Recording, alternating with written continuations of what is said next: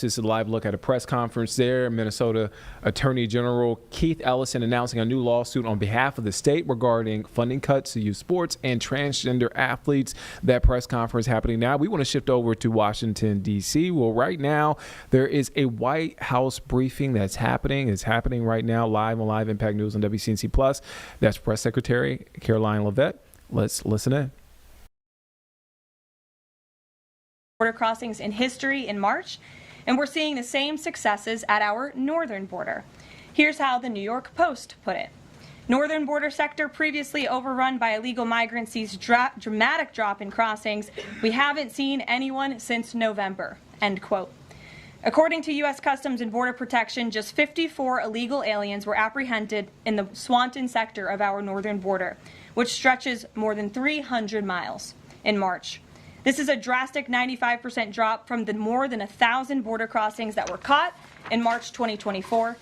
This is a main hotspot area that recorded more than 80% of all apprehensions along the northern border during the 2024 fiscal year. And new reporting from the Washington Times fully highlights the difference in Joe Biden's disgraceful approach to the border compared to President Trump's. Under Trump, border catch and release has dropped 99.99% from worst Biden month. You can't get much better than that. This statistic in particular is astounding. Border Patrol agents caught and immediately released 189,604 illegal aliens into the United States in December 2023 at the height of the Biden border crisis. But under President Trump, Border Patrol agents caught and released only 20 illegal aliens into the U.S. in the month of February. Thanks to President Trump, operational control of the border is becoming a reality, and the administration's historic enforcement measures are yielding huge results. Illegal aliens are finally getting the blunt message. If you cross the border illegally, you will be swiftly deported and never return to the United States of America.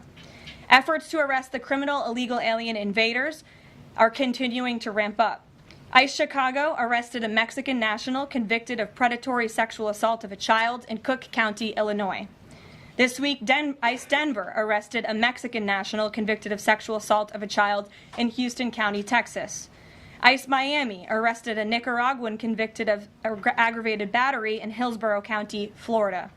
ICE Houston arrested a Salvadorian national convicted of attempted sexual assault of a child in Escape in Dallas County, Texas. And ICE Chicago arrested a Mexican national convicted of aggravated sexual abuse of a minor in Illinois. Despite the Democrats' insane objections, President Trump will continue to embolden law enforcement officers to arrest dangerous legal alien criminals and keep our communities safe. And also thanks to President Trump's America First economic approach, investments continue to pour into our country. Swiss pharmaceuticals company announced they will be investing $50 billion in the United States over the next 5 years, creating 12,000 new quality jobs. Regeneron Pharmaceuticals also agreed to pay Fujifilm Technologies more than $3 billion over the next decade to help manufacture its medicines in the United States. It's a top priority for President Trump to ensure we are producing critical medicines and pharmaceutical drugs right here in America, and that is exactly what we continue to see happen every day. In other news, the Trump administration has announced we will put an end to Joe Biden's illegal student loan bailout attempts. No student loan has been referred to collection since March of 2020. That comes to an end. On May 5th, the Department of Education will resume involuntary collections for borrowers with defaulted federal student loans. The student loan portfolio controlled by the federal government is nearly $1.6 trillion, but fewer than 4 out of 10 borrowers are in repayment. This is unsustainable, unfair, and a huge liability for American taxpayers. Debt cannot be wiped away. It just ends up getting transferred to others. So why should Americans who didn't go to college or went to college and responsibly paid back their loans pay for the student loans of other Americans? The Trump administration will never force taxpayers to pay student loan debts that don't belong to them. Student loan borrowers need clarity, and we're finally giving it to them. Borrowers will now be clearly expected to repay their loans, and those who default on their loan obligations will face involuntary collections. The government can and will collect defaulted federal student loan debt by withholding money from borrowers, tax refunds, federal pensions, and even their wages. America is $36 trillion in debt. We must get our fiscal house in order and restore common sense to our country. If you take out a loan, you have to pay it back. It's very simple. President Trump will not kick the can down the road anymore. Before we open it up to questions today, I want to commend our pool photographer who is in the room with us today. ABC News photojournalist Melissa Young is retiring after 44 incredible years on the job, covering here at the White House.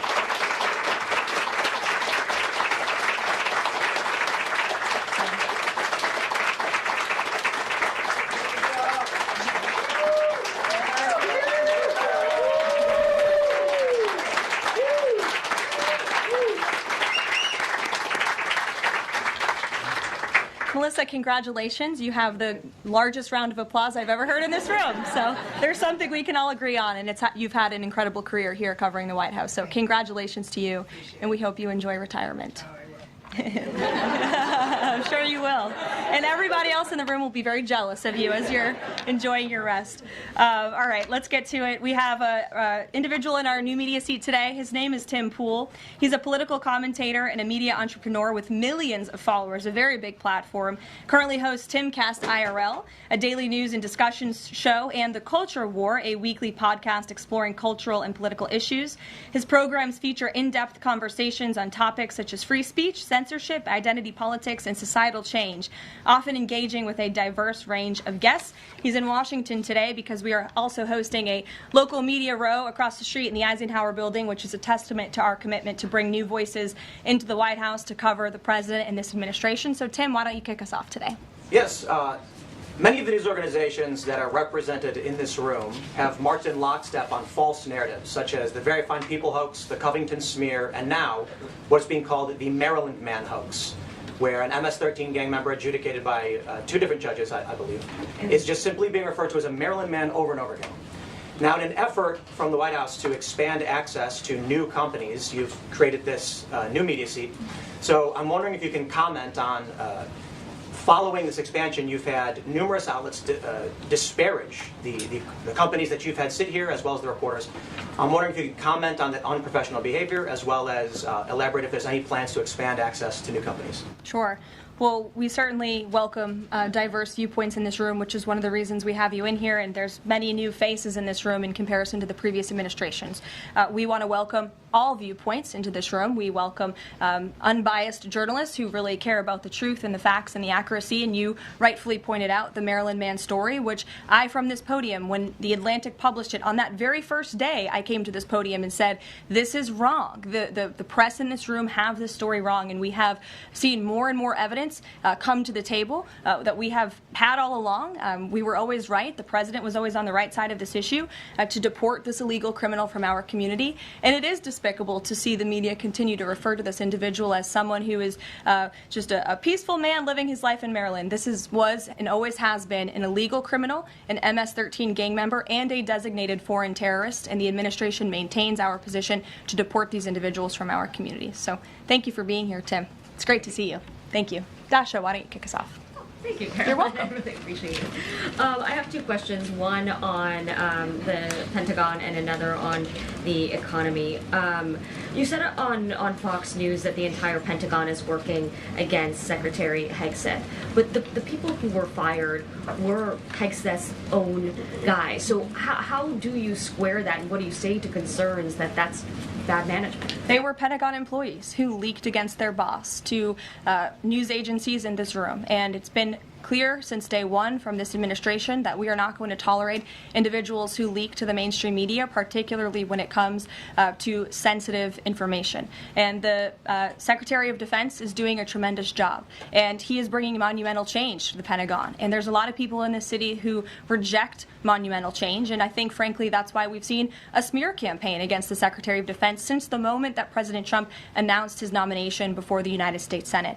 Let me reiterate, the president stands strongly behind Secretary Hegseth in the change that he is bringing to the Pentagon, and the results that he's achieved thus far speak for themselves. Is there an FBI investigation into the leaks? The Secretary said that these people would be prosecuted, so is the FBI investigating? You'd have to ask the FBI, you have to ask the Department of Justice on what they plan to do, but certainly we take leaks with the utmost seriously across this administration. You've seen people fired from the Department of Homeland Security. The president has made it clear it's an unacceptable behavior. And on the economy, Karoline, Peter Navarro said that it's perfectly possible to do 90 deals in 90 days. We haven't seen one just yet. How soon might we see a deal, and what evidence can you share that progress is being made in these trade negotiations? Sure. Well, I spoke to our entire trade team this morning. There is a lot of progress being made. We now have 18 proposals on paper that have been brought to the trade team. Again, these are proposals on paper that countries have proposed to the Trump administration and to our government. You have Secretary Bessent, Secretary Lutnick, Ambassador Greer, NEC Director Hassett, and Peter Navarro, the entire trade team, meeting with 34 countries this week alone. We are moving at Trump speed to ensure these deals are made on behalf of the American worker and the American people. And just yesterday, it seemed to get a little bit lost in the news, and I think it's a disservice to the American public that it did. The Vice President announced terms of reference for a trade deal with India. That is a big deal. We know when we look at the numbers, the monetary trade barriers and the non-monetary trade barriers from India, they have been ripping off the United States and American workers for a very long time. So the fact that the Vice President, with Prime Minister Modi, on that trip in India, announced these terms of reference, which is essentially a framework to move the ball forward to sign a good trade deal between our two nations, is great progress, and it speaks to the work ethic and the real labor that's being put into this effort by the president's trade team. Sure. Go ahead. Does the proposals that you talk about, is that enough to extend the pauses on these reciprocal tariffs, or does the president need to see, these deals inked and signed to offer any sort of additional extension beyond the 90 days? Well, look, ask me in July when the deadline hits. I know I'll be answering those questions from all of you in this room. There's a lot of time left, and the president's trade team is working, again, at Trump speed as quickly as they can to ensure that these deals can be made. Are any of those conversations yet with China happening? I actually do have something to share on that. I asked the president about this before coming out here, and he wanted me to share with all of you that we're doing very well in respect to a potential trade deal with China. As I mentioned, there have now been 18 proposals in more than 100 countries around the world who are wanting to make a deal with the United States of America, and the president and the administration are setting the stage for a deal with China. So we feel everyone involved wants to see a trade deal happen, and the ball is moving in the right direction. Sure. Setting the stage for a deal with China, what does that mean? Has the president spoken directly with Xi yet?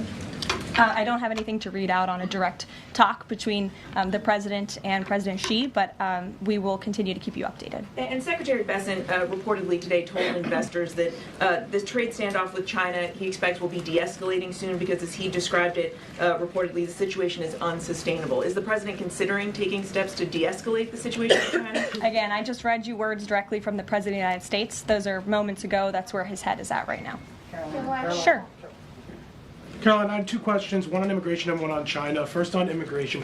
Roughly how many illegal immigrants and aliens do we have in our country, and how many does the administration plan on deporting? Sure. Well, you'd have to ask the Department of Homeland Security for a specific number, but we suspect it's definitely in the millions, perhaps upwards of 20 million people that were allowed into the country illegally by the previous administration. And the president and his team are focused on deporting as many as we possibly can, and they are moving as quickly as possible. The president's team has made it clear we need more funding from Congress to do more. We need more ICE agents out on the ground doing this very important work. And we also need rogue district court judges to stop acting as judicial activists, trying to block the administration from deporting illegal criminals from our nation's interior. Absolutely. The American public elected the president to do this, and he's following through with that promise. And we have over 250,000 Chinese nationals in our country right now on student visas. Does the administration believe there's any national security concern when it comes to those over 250,000 Chinese nationals in our country? Well, as you know, when it comes to foreign visas, the Secretary of State has the right to revoke visas of those who we feel are acting in a adversarial way to our foreign policy interests here in the United States. He has that authority according to the Immigration and Nationality Act. So I would defer you to the State Department for any individual case, but they are looking at individuals who are given the privilege of being on a visa in our country, and if they are acting, again, adversarial to our foreign policy interests, their visa can be revoked, and they should be aware of that. Sure. Go ahead. Yes. I'm calling on you. Thank you, Caroline. You're welcome. Over the last few weeks, several countries have warned their citizens about travel to the U.S., and the Department of Commerce's own stats know that from a lot of countries, the number of visitors is falling. Does the White House have any message for people that might be reconsidering business or tourism travel to the U.S.? Where did you see that report? With the statistics coming from the Department of Commerce, Said what? It's That- hard to hear you. Sorry.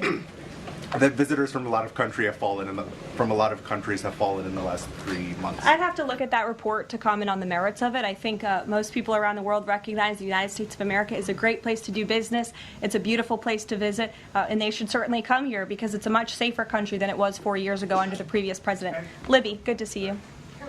A question about this upcoming announcement from HHS to ban food dyes. During the first week of the administration, the FDA announced that it's pulling its plan to ban menthol cigarettes. So 2 questions for you. How do you square a ban on menthol cigarettes being pulled and then announcing this ban on food dyes? And then how does the president feel about this upcoming ban that RFK is going to announce? Sure. Well, look, the Secretary of Health and Human Services, the president nominated him because he trusts him to make this country healthy again. It's not just a slogan. It really is a movement that has broken ground across the country. There's millions of people who believe in RFK Jr., Secretary Kennedy, and what he's doing. I don't want to get ahead of HHS with this historic announcement later and the details of it, but obviously the Secretary feels that he has reason and evidence to announce the ban on artificial dyes later, and I'll let him speak to that this afternoon. Phil. The president started the process of reclassifying more than 50,000 federal employees as Schedule F. We've already seen him march through a number of government agencies. I'm curious, should we expect mass firings, or is this a case-by-case approach, a scalpel or a sledgehammer? Well, look, as you saw on Friday, the president put out a statement about it. The Office of Personnel Management reclassified workers. They're now called scheduled policy/career. And all the president is trying to do is ensure that federal workers are being held accountable for corrupt behavior. If they are engaging in corruption as a government worker, they should no longer have their job. I think that's pretty common sense. He also believes that bureaucrats should be acting in accordance to the will of the American public, who duly elected this president. Not just this president, but all future presidents. If you work for the government, you should be adhering to the will of the American public and advancing the administration's goals and interests. And if you are not doing that, then you should go find another job whose interests you align with. So as for specific firings, I would defer you to the specific agencies, but the president in this move and Office of Personnel Management, it will make it easier to get rid of rogue bureaucrats who are engaging in corruption. And then another quick question about Sure. Google, real quick. A federal court ruled last Thursday that Google's dominance of online advertising and ad tech markets violated U.S. antitrust laws. I know the president has spoken to a number of folks in big tech, and Google's CEO was even at his inauguration.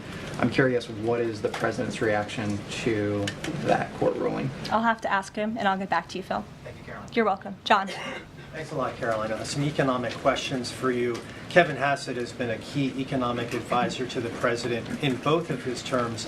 In 2022... And he still is. And he still is. He was just in my office. Absolutely. In 2022, he said that the independence of the Fed is super important. That's a direct quote. Is that something that the president subscribes to? Does he still believe in the independence of the Federal Reserve? Well, look, I think the president has made his position on the Fed and on Powell quite clear.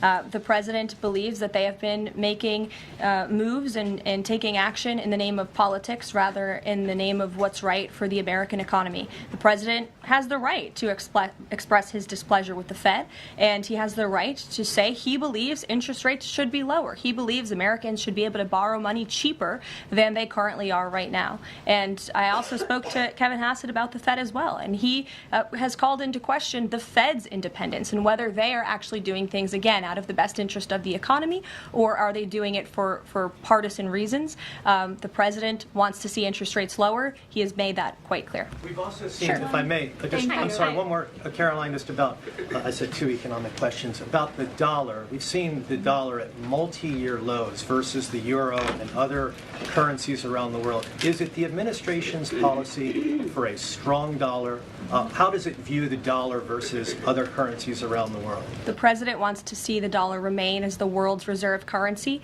for our long-term fiscal stability and our economic growth. He's been quite clear about that. Sure. Two questions. And then to the woman behind you, who I haven't seen before, welcome. Go ahead, Mary. Earth Day and then the Supreme Court, if that's okay. That's right. It's Earth Day. Yes. Happy Earth Day, everyone. I saw the president truthing about the garbage pileup from China in the Pacific, and then I believe Lee Zeldin is headed to San Diego to investigate the pile of sewage from Mexico. Can you speak to what the White House has planned for Earth Day and anything in that arena? Sure. I do have points from the EPA. Administrator Zeldin's doing a fantastic job, and they are always sharing their accomplishments with the White House, which we very much appreciate. He will be traveling. I believe he's in California today for sewage situation. Here you go. Administrator Zeldin met with his Mexican counterpart to discuss steps Mexico needs to take to ensure the water entering the United States is clean and safe. And he's holding a press conference in San Diego today with elected officials and local stakeholders on the Tijuana River sewage crisis. I would also add from the president himself, he has always maintained he wants America to have the cleanest air and the cleanest water. And we want to do what's right for our environment and for our earth. And a lot of that is making sure that we have clean and sustainable energy, and we know that we produce natural gas cleaner and more efficiently than any country in this world, and the president wants to see that continue. Thank you. And then on the Supreme Court, I know the court is hearing a case dealing with parents who don't want their kids having to read gender ideology books in schools. Can you comment on that case and what the Trump administration hopes to see come from that? Sure. We hope the Supreme Court will do the right thing, and the president has been very clear. He stands on the side of parental rights, and he believes strongly that parents should have a greater say in their children's education and the content, if you will, that children are being exposed to in our public school system. Sure. Go ahead. Caroline, thank you. Hi. I'm Karoline Leavitt with World News Group. The administration ended some temporary protections for Afghans, including several hundred Christians who have been punished by the Taliban. Is the president considering any exceptions for Afghans who could face death or torture if they return to their home country? So let's just be clear about one thing. We didn't end that proactively. It expired, and it's because the previous administration illegally paroled millions of people, or hundreds of thousands of people, into the country, and then gave them temporary protective status, which again is a temporary status. It's not a permanent status in this country.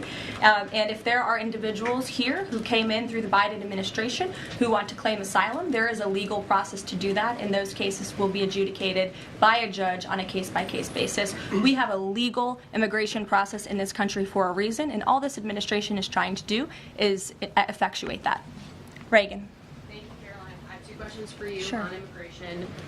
March deportation numbers were down slightly from the same time period last year. SCOTUS recently ordered a pause on deporting turned-day Iraq members with the Alien Enemies Act. I'm curious what other tools the administration is looking at to boost those deportation numbers. Sure.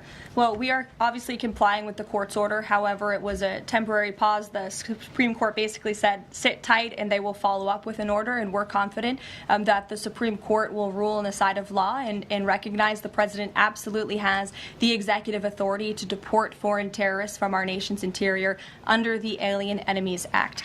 We feel very strongly about that, and we're confident the courts will side with the president and his executive authority. As for deportations, we continue to deport illegal criminals under Title VIII, which is an immigration authority given to our Border Patrol agents and the Department of Homeland Security to deport illegal criminals from this country. And the administration continues to do that at record speed as quickly as they can with the resources that they have. They recently dropped charges against the MS-13 leader caught in Woodbridge, Virginia, with the idea that this will expedite the deportation process.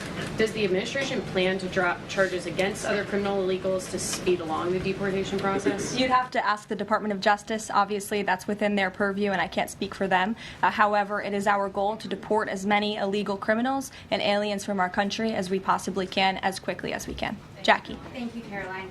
We've heard so much about this Saudi trip planning, and the president's mentioned it himself before, but I don't think we've ever heard on the record what he hopes to achieve in Saudi Arabia and what the purpose of the trip is. Sure. Well, the president looks forward to this. It was supposed to be his first foreign visit, but of course now he is going to Rome this weekend to honor the Pope and attend the funeral. The president looks to strengthen the ties between the United States and these countries in which he will be visiting. He'll be having many bilateral meetings and talks, and we look forward to the trip and hope to see many of you there.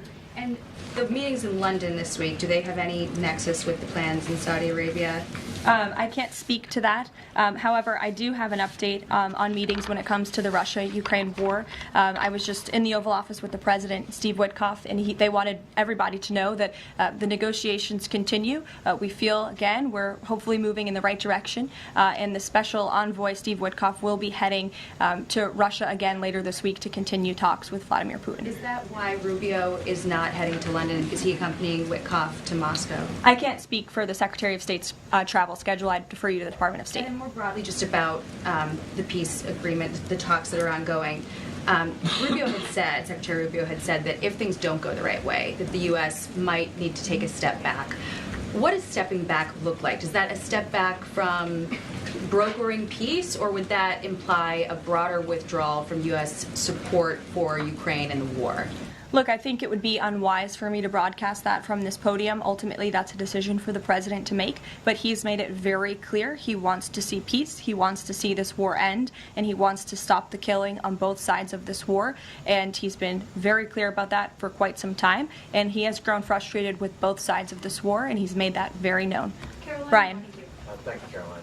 Last week, the president talked about nonprofit groups, specifically taking on crew, and he hinted that there could be further actions taken against nonprofits. Does the White House have any plans for any sort of actions against NGOs, nonprofits, or other similar groups? Is any of that coming up? Is that being worked on at this time? I'll have to check in with our policy team and get back to you. Sure. Thank you, Caroline. Travis Gilmore with the Epoch Times. Are some colleges using taxpayer funds to further political agendas? And what is the administration's response to Harvard's lawsuit? Sure. Well, the president has made it quite clear that it's Harvard who has put themselves in the position to lose their own funding by not obeying federal law. And we expect all colleges and universities who are receiving taxpayer funds to abide by federal law. It's quite simple. And the president made it clear he's not going to tolerate violations of federal law. He's not going to tolerate illegal harassment and violence towards Jewish American students or students of any faith on our campuses across the country. And so we will be responding to the lawsuit in court. And again, it's quite simple. If you want federal dollars, obey federal law. And just to quickly follow up on China, any response to reports that China is targeting U.S. trade allies with potential retaliatory measures for supporting U.S. agendas? I think the numbers and the sheer number of countries that have reached out to the United States and reached out to this administration to cut good trade deals speak for themselves. The entire world knows that they need the United States of America and they want to do business here, and so we'll stay focused on cutting good trade deals on behalf of the American worker. Stephanie. Thank you, Caroline. Can you give us any additional details from the president's call with Netanyahu today? I did speak to the president about it. It was a good call. They spoke particularly about Iran and the negotiations that are underway with Iran and the United States. And the president has made it very clear repeatedly, but I'll reiterate, there is no daylight between the United States of America and the state of Israel. He stands strongly behind our ally. He's made it quite clear when it comes to Iran that we want to see a deal, and Iran has a choice to make. But the president has also made it very clear, and he reiterated that in his call with Prime Minister Netanyahu today about the need for Iran to never obtain a nuclear weapon. I do have one more bit of news that I would like to share with all of you. Just give me 1 second to find it. And it's in regards to the terrorist attack that took place in India earlier today.